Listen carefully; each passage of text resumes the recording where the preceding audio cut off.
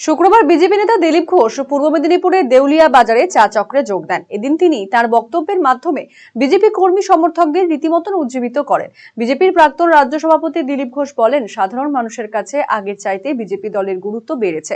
মানুষ চাইছে বর্তমান তৃণমূল সরকারকে পরিবর্তনের জন্য।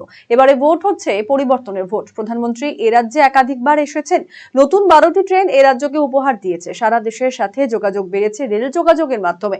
পাশাপাশি এদিন সংবাদের মুখোমুখি হয়ে তিনি জানান, মানুষ আর লুটপাট চাইছে না, ভয়ের মধ্যেই বেঁচে থাকতে চাইছে না সাধারণ মানুষ। পাশাপাশি মমতা বন্দ্যোপাধ্যায় রাজ্যে যে শাসন চালাচ্ছেন তা মোহাম্মদ বিন তুগলকের মতোই।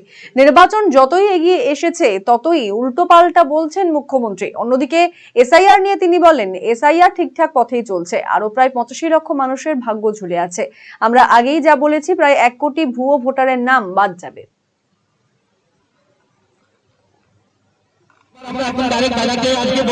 পরিবর্তন অবশ্যম্ভাবী, কারণ মানুষ আর সহ্য হচ্ছে না এই অত্যাচার, এই লুট। কাল আমি ডায়মন্ড হারবারে ঘুরেছি দুটো বিধানসভায়, সেখানে একই আওয়াজ। ভয়ের মধ্যে বেঁচে থাকতে মানুষ চাইছে না, লুট হিংসা দেখতে চাইছে না। তাই পরিবর্তন, আর বিকল্প হচ্ছে বিজেপি।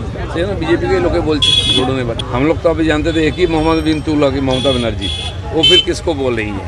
उनकी जो शासन चलती है, ना नियम कानून, ना संविधान, ना कोर्ट, कुछ नहीं चलता है यहाँ। इसलिए समय खराब जा रहा है ना। जितना इलेक्शन आगे आ रहा है उतना टेम्परेचर बढ़ रहा है, बातचीत भी अलग उल्टा सुल्टा हो रहा है। राज्य सरकार ने 3 दिन का छुट्टी घोषणा किया ईद में। 5 दिन दे दो ना, कौन मना करता है। वजीर बाबू आगे चल के चिट्ठी लिखते हैं, भाई छुट्टी पूरा साल ही दे दो। काम करने वाला कर्मचारी नहीं है, टीचर नहीं है, तो छुट्टी ही तो रहेगा। पूरा छुट्टी मनाओ, खाओ, और मोदी जी का राशन खाओ, दीदी का बेकार भाता लो और घूमो। एसआईआर में क्यों एसआईआर যথা সময় হবে। ইলেকশন কমিশন যেভাবে কড়াকড়ি ভাবে ধরেছে, এদের সমস্ত বদমাইশি বন্ধ করে দিচ্ছে। আমার মনে হয় আরও প্রায় 85 লাখ মানুষের ভাগ্য ঝুলে আছে। তার মধ্যে 50 লাখ লোক তো আর আসবে না ডকুমেন্ট নিয়ে, সেটা যাবে 1 কোটির বেশি, যেটা আমরা বলেছি, তাই অতটাই বাদ যাবে ভুয়ো ভোটার।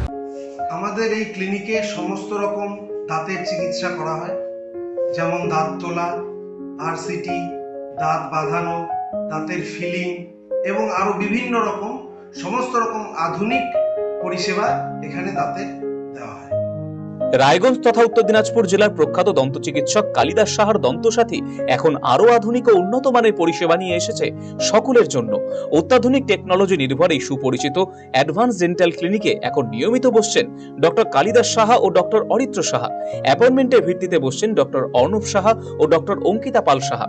তাই দাঁতের যে কোনো ছোট বড় সমস্যার সমাধানে আজই আসুন দন্তসাথী, রায়গঞ্জ, উকিলপাড়া, রামকৃষ্ণ আশ্রম ও মার্চেন্ট ক্লাব মাঠের সন্নিকটে।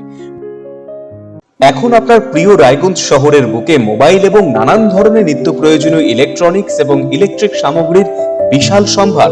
অত্যন্ত সুলভ মূল্যে এই সমস্ত সামগ্রী পেতে আজই আসুন মুক্তি স্টুডিও ও সুপার কালেকশনে।